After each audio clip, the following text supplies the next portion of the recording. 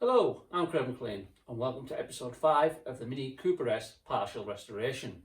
In this episode I'm going to aim to get more or less all the welding works complete. Probably not fully, but more or less there. So let's crack on with some of them final repair jobs that we need to carry out before I can get the underside in Raptor. Well guys, welcome to episode 5 and we'll start off with looking at some new parts we've just received. So this will be the last batch of panels that we need for this project. So we've got a genuine set of outer sills. For me, in my opinion, they're the only ones you should really fit on a proper restoration. Now I fitted the slightly wider ones on my GT when I built it back in 2005, and I regret not fitting the genuine ones because they are the correct sills. So yeah, we're going to fit the proper sills to this Cooper S. We've got a set of these. Now these are obviously the first set of panels we've come to use that are non-genuine, and the reason for that is, unless anyone can tell me otherwise, I'm not aware of these being available in genuine, because I think you've got to buy a full rear quarter and we only need the bottom repair section. So we've got a pair of them. I think we might only need the driver's side, but we've got a pair in case we need it for the other side, because the other side is mint and it looks like it's already had one and it's completely rot free, but I need to have a closer look at that to confirm. So yeah, today we're going to start on this one. The problem with these panels are we need to do a little bit of hammer and dolly work on the corner here, which is no big deal at all. And if you look at it as well, the lip has been bent over 90 degrees. So we need to straighten that out as well. But again, no biggie. The panel is the correct shape, so I'm hoping they'll do exactly what we need. And then we've got some of the grommets that go in the rear companion bin strengthening plate, and they also do the inner sill as well. We've got some new grommets of them to go in various areas. We've got new gaskets for the boot hinges, because the old ones were disintegrating when I was taking the boot lid on and off. So we've got a nice new set. We've got a set of the proper grommets. These go in the holes in the boot floor and the battery box. So we'll be fitting the proper grommets before we coat underneath the car. We've got some Tiger Seal. This is my favourite stuff for seam sealing. Really, really good stuff, U-Pol Tiger Seal. I can definitely recommend this stuff. I used it all over my Escort and it's really nice to apply. And when you look, a lot of the top body shops and restoration centres use it as well, so that's good enough for me. And then I've asked Mark to get me a couple of cans of the original Tahiti Blue. Now this isn't for me to do any paint work on the external of the car, as you know, that's going to be getting done professionally. But this is to do inside the rear bins. So in the bottom of the rear bins, the new inner sill section, I'll be cleaning them all out, priming it, and I'll be putting it, seam sealing it all as well, and I'll be putting it back in the original body colour. That's just to make inside them rear pockets body colour and make it look like it was never touched. That's my aim. And then the rest of the inside of and outside of the car will be getting done professionally at a paint shop. So yeah, that's our next haul of parts to go with the other boxes of parts we've got. Oh, sorry, we've also got some sound deadening pads. I nearly forgot. We've got a pack of sound deadening pads there. They'll be going on after paint. So yeah, we're getting there now. Let's get on with this panel today. We're going to make a start on this. Right guys, that took probably exactly about 2 to 3 minutes. And as you can see now, we've got a lovely sweeping curve with no wrinkles in, like we had before. It's all nice and smooth. And we've also made our lip 90 degree to the panel, just using the jaws of the vise. Like I say, about 2 to 3 minutes that took, just using the vise and a hammer and dolly. Simple. I'm ashamed of that hammer and dolly set. If I was to carry on doing this line of work, I'd get a real good set. That's just, it does the job I need it to do, but to be fair, it's not a great set, as you can probably tell. So yeah, that's that panel straightened back out nicely. So let's get on with fitting it. Right guys, this is obviously the reason why we're replacing this bottom section. We've got quite a lot of bubbles there, something's going on in behind. I know for a fact it's not good, so we'll be basically putting in, it's hard to video because I'm in a tight space, but that basically goes in that bottom corner. And I've scribed roughly where that panel comes up to at both sides. So we're going to chop well below it to start with, offer the panel up. And the worst part about fitting these panels, by far the worst part, is it's a big flat panel. And it's impossible to completely avoid metal distortion. As the metal heats up, it expands. That expansion then has to go somewhere. As that metal expands, it needs to go somewhere. So what happens is the metal expands and then it creates a bit of a ripple in the steel. And I'm going to try all I can to keep it to a minimum. I'm even thinking about joggling this section of the body so that we try and avoid it a bit by putting a bit of strength in with the joggle, putting the joggle in so that it's the joggle's facing down so no water can get in behind, and we'll seam seal it from the inside as well. So yeah, that's something else I'm going to try, and I'm just going to have to try moving around with the heat, adding bits of box section, whatever I can to try and reduce as much of that expansion and that distortion as I can. It is really difficult. It's impossible. You speak to the experts and they'll tell you it's impossible to completely avoid. I watch the likes of Retro Power, and what they tend to do is TIG weld the panel in and hammer and dolly the TIGs as they go along, because TIG's a lot softer than MIG.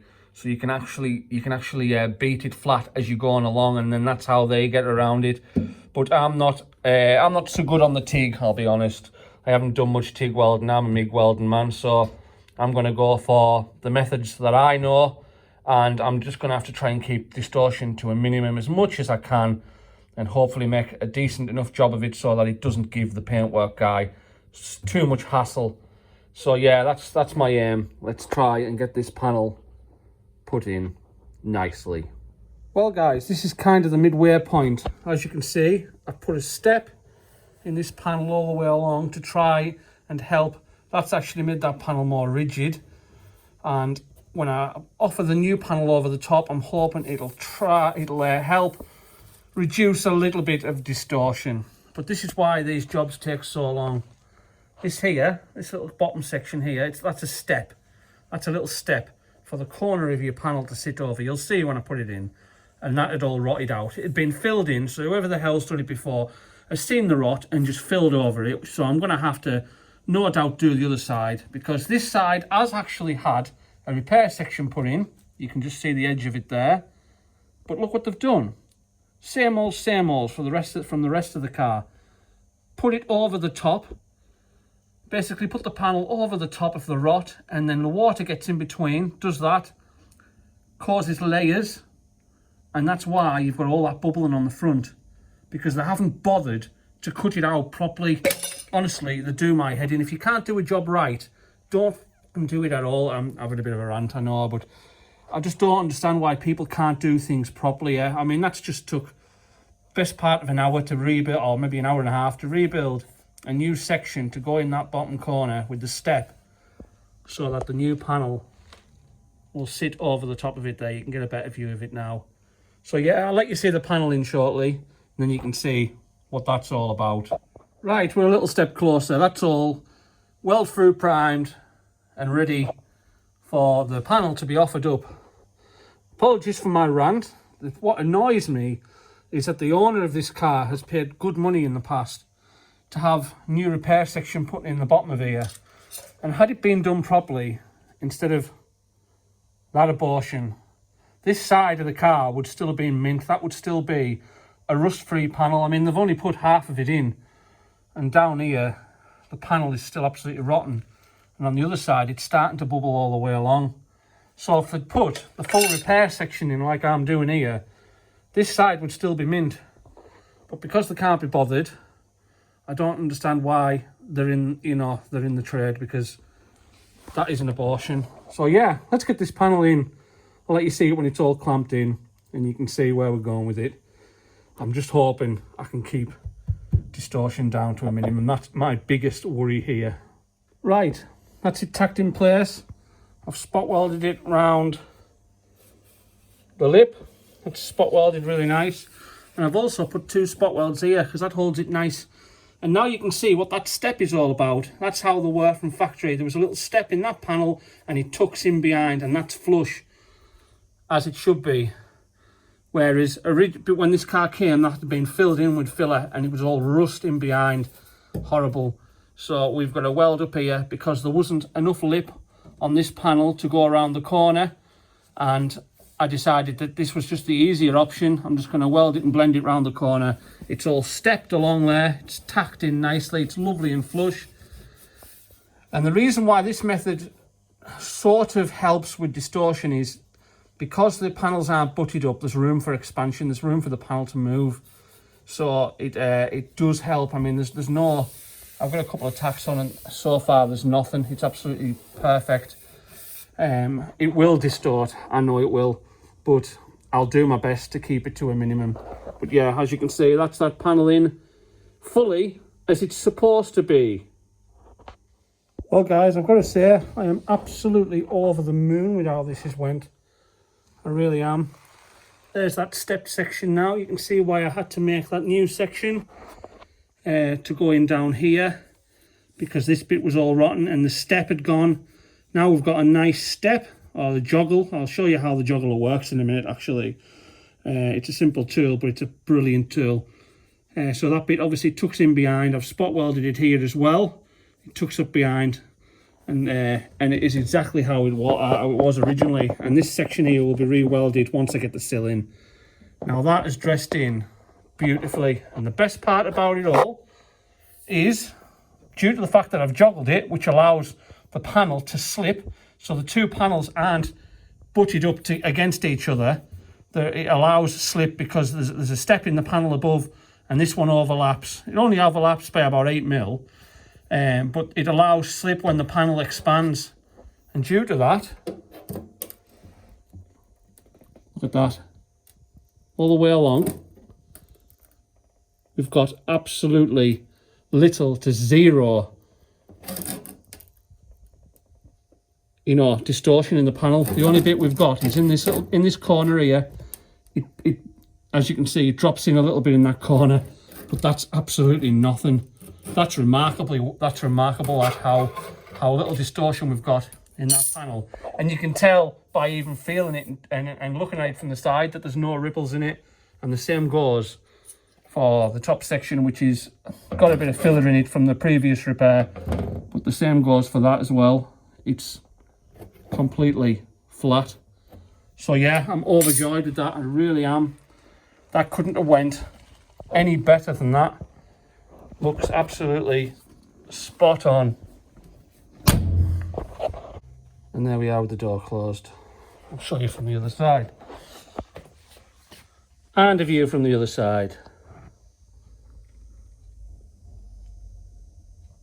Absolutely chuffed with that. Right guys, joggling. This is a joggler to put a step in your panel. Now you can see it's got a set of jaws at the top that when you pull tight, it just locks them jaws up. So basically what you do is you take a piece of steel and you offer it into the jaws, just like that. I'll try and do it as best I can with looking through the camera. And you pull the lever, you work along, pull the lever again, work along again, until you've gone all the way down the length of the panel. Quite difficult to do through the camera, I must say. And you end up with a step in the panel like that. Let's see if I can get it to focus for you. But there you go.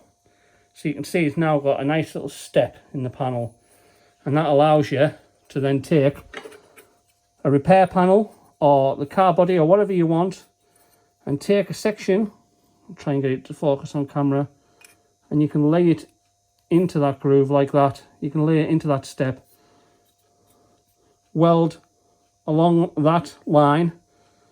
Now as the panel heats and cools down, it allows the panel to basically do that. So rather than them being butted up together like that and heat forcing the two panels to collide with each other and bulge out, this method allows the panel to actually slide within the step. But once it's all welded, you flush it back, and on the back all you have is that. It's just a simple step from one panel to the next. Run a bit of seam sealer along the edge and you've got a perfectly neat, beautiful joint. It's a method I don't use often, but it's certainly a nice method for what you've just seen here. and certainly reducing distortion. Right guys, we're now following on the opposite side. We're now obviously on the passenger side of the car, and as you can see, the lip at the bottom there is absolutely perfect, and there's no rot at all on this side. Absolutely no signs of any rot on this side. That's just dust. But when we get across here, you can kind of see the outline. I don't know if you can see it in the light. There's an outline in the right light there of the line where it used to meet that they've filled in. Now on the other side, there was a lot of rust built up behind here. So I'm worried this side will be the same. They've also put a repair section in, which basically goes something like... So they put half of it in. Goes something like that, and it's seam sealed from behind. Now looking at the abortion that they did on the other side, and I now know the body shop who did this, but I'm not going to name them for obvious reasons.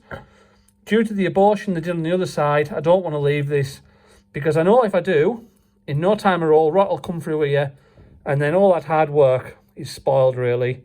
And while it's in the paint shop, it makes sense to do it right, so we're going to put this side in today. So again, I've already showed you the process. I'm doing exactly the same on this side as I did on the other side, and I'll let you see it when it's finished. Well guys, that's the passenger side now complete. It's now up to the same standard as the other side. As it happened, this section here in this bottom corner was perfectly rot free on this side, which is sod's law, because I might have been able to leave this side alone. Even the steel in behind was lovely and fresh and clean, so that didn't need a repair section like the other side. But this side hasn't gone in as nice as the other side. I have got a slight bit of warp, slight bit of warpage on this side, but because this side's had a big repair section put in, they've put a lot of filler in. If I can get it to focus, this is a section we've cut out. You can see how thick the filler is. It's really, really thick with filler, meaning the steel in behind wasn't a great shape, so it hasn't been as nice to put in. It hasn't dressed in as nice. It'll still blend in and you'll never know, but it just hasn't pleased me in the same way the other side has. But it's in, it's rot free, and that's the main thing. I just wish it had gone in as nice as the driver's side. And there you can see, that's what I mean. See how it's sank in, both there and a little bit at the front. It's a bit rocky in the centre. Won't be a problem, but it's just not pleasing when it goes like that. The other side gave me great pleasure the way it went, but this side is quite the opposite. But due to the thickness of filler there's absolutely not a lot I can do about it. I've got to just leave that now to the paint lads, the prep lads to blend that in. I mean, this could be took back massively. You could get rid of a lot of this filler. That is way too thick. But yeah, at least it's in and it's solid. Like I say, it's probably the first panel I've done on the car that I'm not completely happy with. Right guys, today we start on the part that I've been dreading for the longest. This is the part of the car that I haven't been looking forward to. The parts that you just watched me doing in the last few episodes there, they have been enjoyable things to do. You know, like the rear arches, the boot floor, the rear valance, the rear hinge panel. Really nice jobs to do.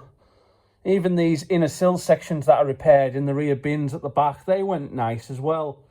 But this outer sill and inner sill, which will more than likely need repairs, they always do, I'm not looking forward to. It's hard to get at. It's hard to repair, because without it being up in the air on a lift or on a spit where you can get it at a nice workable height, they are a nightmare to do. So I'm not looking forward to it, but we've just got to crack on, and we've got to hope for the best when we remove this sill today. What I'm going to do, I'm not going to try and fit too much into one day, which is my biggest downside.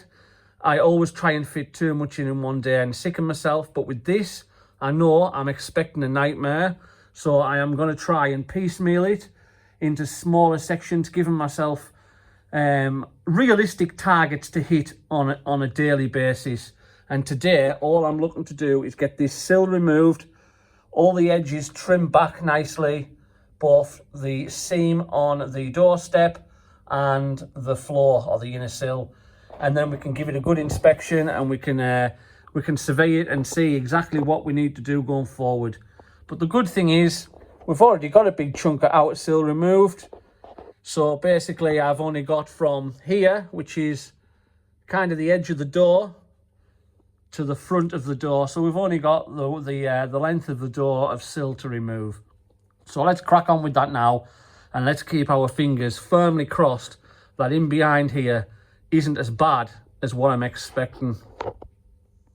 Well guys, the outer sill's off, and I'm actually really quite shocked because it's solid.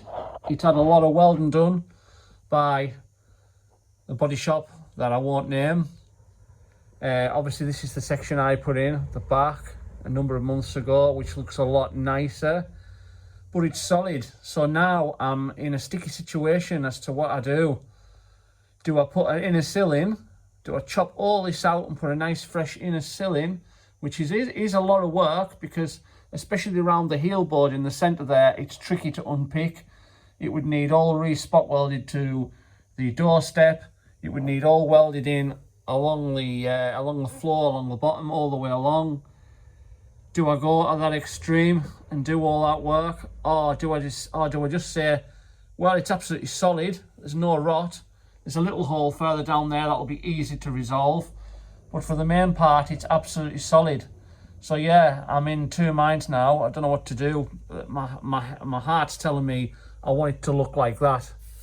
I want it to look nice and crisp. But at the same time, I'm thinking, do I want to make a hell of a lot of work when it's already solid? I'm going to give it some thought. I'm going to sleep on it. I'm going to have a chat with the owner and a couple of people and take it from there. And I'll let you decide what we've decided in the end. And here we have the old piece of outer sill that I've cut out. Rather very horrible inside. And it even still has, that fell out to show that it's never been coated. So they basically put this outer sill on without coating the inside in anything, and it still has the original sticker, which I think from memory that's a Hadrian panel, if I remember rightly. I seem to remember them stickers from back in the day. So yeah, that fell out the sill when I took it off. But yeah, you can just see the mess that panel is in. Right guys, today I've made a start on the front section of the inner sill, which is really good, other than this section here that you can see I've fabricated and clamped in ready for welding. So that gets rid of any rot. I mean, there is surface rust, but it's very, very light. The steel is still quite thick. So this section up until the heel board, not the heel board, sorry, the cross member in the middle of the car is now, well, will be solid once I get this plate in, and then we'll have to concentrate on what I've got in mind back here after that. So let's crack on with this little repair at the front. And there's that little repair section finished at the front. That didn't take too long. I could go further and dress them welds right back so they're more or less invisible, but there's no point, because 3/4 of it is behind the sill, and the rest of it will be under a Raptor coat, so it'll never be seen. So I may as well leave a bit of strength and leave a bit of weld in place. But other than that, that front section is absolutely solid. Now then, you'll remember earlier in the video I was discussing how the section I put in the back looked really nice, and then when I took the sill off, we had, you know, a bit of a mess. Not so much a mess. It's been welded well. It's been welded to a really good standard. If you look there, the welds have all been running fairly nice. There's plenty of penetration, etc. But it's just not as nice as I would like it. So I spoke to some people that I really appreciate the opinions of, including Mark, the owner, and we all agreed that there's absolutely no point cutting out good solid structure just to put back good solid structure that looks nicer when it's hidden. So this is actually been done in, I think it's 2mm plate. This is really solid. And what I've done is I've actually hammer formed it with a flat box section and a panel hammer to get the corner, to get a nice crease on the corner again. I've dressed some of the welds back, and it's absolutely solid. And I think I would have been probably daft to cut that out. Don't get me wrong, my heart tells me I'd like to cut it out and do it all again, but I think I'm just creating work for creating work's sake. So we're all absolutely solid now, ready to, I'm going to epoxy prime inside the inner sills and weld through prime where it needs plug welding to the floor, and then I'll do the same on the inner sill, the outer sill rather, and then we'll get the outer sill on next. And then at least that's one side done, and we need to do exactly the same on the other side. And let's just hope that the other side is a bit neater than this section in the middle. But at least it's now absolutely solid, and we can now go and fit the outer sill. Well guys, the plan is, next time I'm in the garage I want to get this outer sill fitted. So this is the one for the driver's side. And tonight I've had a little bit of time spare, so I've drilled the holes, the 6mm holes. The usual 6mm holes for plug welding down into the floor. I've bared the metal back ready for spot welding onto the top lip. And also, if you look at the sill from the other side, you'll notice they've got these holes pressed out. Now, that's obviously from the other end, but basically there's a hole that side and that side, and I've filled them both in. So I've MIG welded little plates in. You can't even tell where it's been filled in now, but basically they would align with brackets originally on the inner sills, and then brackets are no longer there.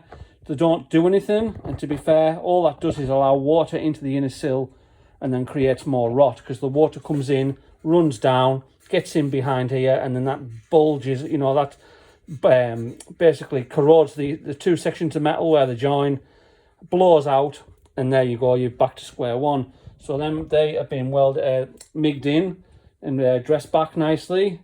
So that sill has now had a coat of weld through primer, but what I am going to do, I'm going to mask up the faces where I'm going to be welding, and I'm going to give the inside of this sill a really good thick coat of epoxy primer, and I'm going to do the same on the inner sill, really thickly coated. I'm also going to seam seal around the bracket that the rear heel board joins the inner sill to stop water getting in behind, and I'm going to seam seal around the seatbelt point to do the same again. So yeah, the next time I'm in the garage, I'll be getting this outer sill fitted, and then at least that's one side of the car complete, and I'll have to start again on the other side. Just a little look at some of the products we're using today. U-Pole Tiger Seal.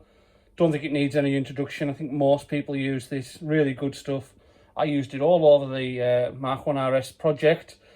Found it to be really good. So I'm using it again on Mark's Mini. And this stuff here, it's Novel Spectral under 395. It's called Anti-Corrosion Epoxy Primer. Again, I think I got that recommended at the time, and I used it all over the Escort, inside and out, and found it to be absolutely fantastic. And I know anyone who watches Gavin Pink on Gavin Pink's channel, who knocks out some absolutely amazing paint work. He uses a lot of Novel products, so if it's good enough for him, it's certainly good enough for me. So that's what we're using for the little sections I'm just going to show you now. So here we are, we're looking at the inner sill.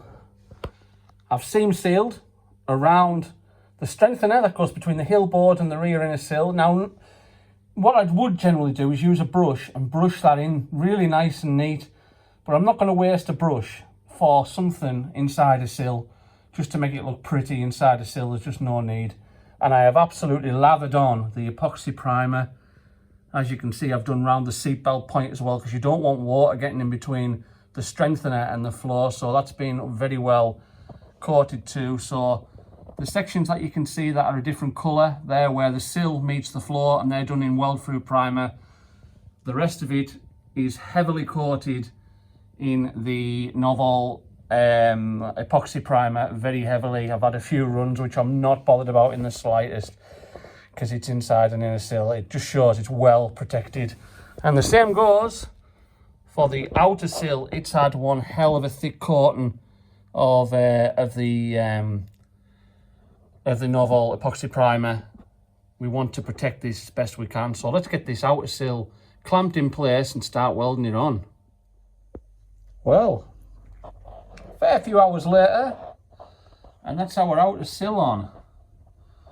Now, originally, this wasn't one of the panels that was in mind to replace, because the main part of the rot that I initially set out to repair was the whole back end that you've seen in previous episodes. So the boot floor, the arches, the rear valance, the boot hinge panel, the heel board, they were all the sections that were majorly corroded.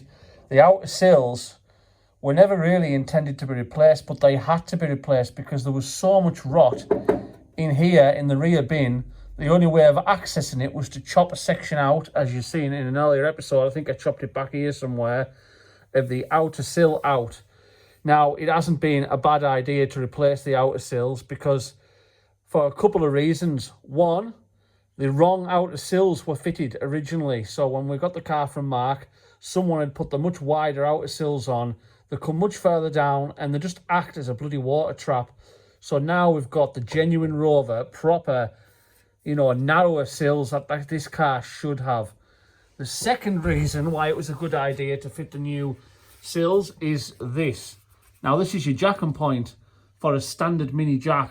Basically, there's a pin that inserts in here and you can jack the car up. And on the other sill, that filled in this hole, and you'd never have been able to use the jack. So now we've got the jack point back, which is great. I just need to double check before I wrapped her underneath and prep and prime and wrapped her underneath that the pin fits inside there, because the sill's been MIG welded round onto the chassis, the tube that inserts for your jack. So that I need to check that. And the third reason is the outer sill that I've took off was heavily corroded. It wasn't holed, but it was only a matter of time. It wasn't far away. And you've seen there's been some repair sections on the inner sills to repair. So it's been worthwhile doing that. So that's the driver's side sill now complete. Now I've got to start all over again on the passenger side, and I'm just hoping that the passenger side is at least as good as this, the inner sill, if not, fingers crossed, better. So yeah, I'm absolutely chuffed to get one of them outer sills out the way, because I hate doing outer sills due to lying on your back, etc. So that's spot welded in really nice along this seam and plug welded in really nice along the floor, and it's lovely and flush with the floor. When you run your finger across, there's absolutely no gap. It's nice and flush. So yeah, that's gone in really nice. Well, here we are. We've removed the passenger side sill now. I'm not going to go through too much of this because obviously I've been through it all on the other side. But just a brief summary. It has had a repair, as did the other side, but this one's been done much neater. It's nice. It's a lot straighter. It will need a little bit of hammer and dolly work, but it's pretty good. It's got a nice crease corner on this one as well, which is good. It's been welded properly as well. I do need to weld my section back to it. When I seen there was something going on here, I didn't weld to it in case it all needed to be cut out. But now I can actually weld back to that. And I thought we were going to get away with it. I thought, oh, we've got no rot on this side, which would have been a miracle. But we have, in the centre there, which is where the heel board is. Not the heel board, I keep calling it the heel board. It's the cross member, it's the seat cross member. So this is the box section inside where your front seat mounts to. And we've got a hole there and one just slightly further around. So I need to make a nice new piece and blend it in here, get rid of all that crap. And the front, I'm not sure whether it's had a new inner sill at the front at some point, because it's extremely good, absolutely perfect. In fact, that's really good. So yeah, we've only got that to contend with on this side. And the lip on this side, the lip here, is absolutely perfect all the way along. We don't have anything to do with the lip on this side. It's solid, whereas I had a fair few repairs to do on the other side. So I'm really chuffed about that, because they're a bit of a pain to do. So yeah, not bad at all, really. I can't really complain at that. So let's get cracking and get this chopped out and replace it in the same way we did the other side further forward. And then we can get the outer sill on in the same manner as the other side. There's our new piece made to go in that centre section. Drilled holes for the plug welds to go back onto the lip for the seat cross member, both sides. So next time I'm in the garage, I'll get this fully welded in. It sits in really nice, follows all the contours nicely. I'll get all that welded in, dressed back, and prepare for the outer sill to go on by obviously seam sealing and priming up again. So yeah, good bit of progress today. We haven't got a bad inner sill at this side. The repairs that have been done aren't terrible. So we're looking at being ready to get the outer sill on very soon. Well guys, considering the tight area I'm working in down the side of the car, that went in really nice. It's dressed in really nice. It follows the contour nicely all the way along, the contour of the floor, which is more than can be said for how it was. It's dressed back really well. I've left this weld in place for both strength. There's no point where dressing it back because it's a very slight overlap on that section there, and it just adds more strength leaving it in, and it's inside the inner sill, so why would you dress it back? But anywhere where the panel's going to be seen is all dressed back. And if you follow that now, you can see how it follows the contour nicely. So we've now got a fully Rot 3 inner sill, and I've also welded that little section at the back there, so that's now ready to be cleaned up, epoxy primed, and then we can get the outer sill fitted. That was an absolute nightmare. I'm not gonna lie. I've had a right fight. A lot of the times I've been welding blind in this tight space. I could do with the car move, but it's not exactly in a movable state. So yeah, we've got there though. It's went in well. I'm quite happy with that. So now we can crack on and get the other outer sill fitted. And here we are again in exactly the same place. Lighter sections well through primed. The darker sections well through primed, and the lighter sections is thickly epoxy coated. So that's another sill ready to fit. And same goes for the inner sill. Gave the same treatment as the other side. Seam sealed and primed. So let's get this final outer sill on, because I'll be chuffed to get sills out the way. And just like that, another genuine sill fitted, another jack and point reinstated, and the car put back to solid and how it should be. The only thing I will say during this full project that I would love to have done differently, if circumstances had been different, I would have really liked to have put a full main floor in it. That would have given us perfect brand new inner sills, and maybe even door steps as well. The door steps, you know, you maybe could have went and replaced them, but how far do you go? You could keep going and keep going, and you know, the owner just doesn't have a never-ending pot of money, so you do have to draw the line somewhere. It would have been nice to do that, but I mean, there's nothing wrong with the way it's been done. It's all solid, it's all done to a decent standard. But yeah, you know, that's maybe one thing that would have been nice to do a little bit different. But yeah, that's another sill done, and the car the welding side of things almost complete. Well guys, as you can see, that's almost all the metal work finished. I've got a couple of localized repairs to do underneath on the floor section where the shield for the exhaust has trapped water and created a couple of spots of quite bad corrosion that I need to remove and repair properly, and then I can start prepping to get it in Raptor, and the underneath will look absolutely amazing once I get it in Raptor. It'll be the focal point of the whole project. It'll really, you know, it'll look the part, probably better than it ever looked from the factory. I am really pleased that I'm nearly at the end of the metalwork stages, and I feel anyone who knows me will know I love the metalwork stages. I love the fabrication and the welding. But what I don't love is the sheer mess that it makes of your garage. Anyone who does that kind of work will know exactly what I'm talking about. I clean up thoroughly after every time I'm in the garage.